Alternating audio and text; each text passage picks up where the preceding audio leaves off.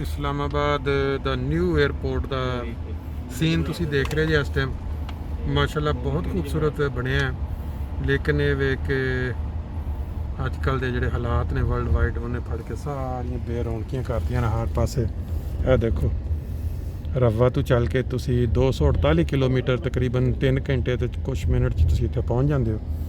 यह जहाज़ खड़े है इत्थे मेरा ख्याल है गालबन कि अच्छा ये ब्लू ने नहीं उड़ना।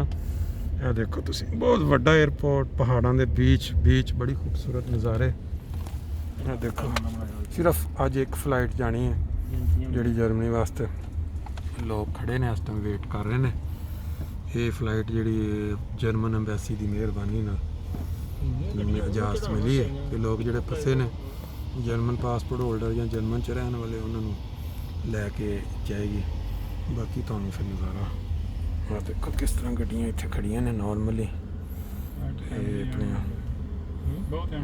हाँ टाइम की 5:30 हो गए ना क्योंकि ना 5:30 बजे तक किया कि पहुँचो तो जो टाइम है लोग सारे तकरीबन जी है नाल बिल्डिंग जे माशाल्लाह जी। ये तो हो गया थोड़ा बैरूनी नज़ारा।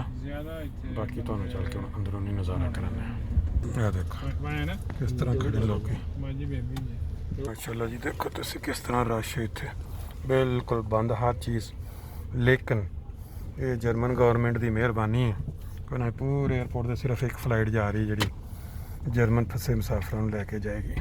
एक पास शुरू करो ना घुमाने हौली हौली उंगली ना आए चल रहा आस्ते आस्ते घुमाओ आस्ते।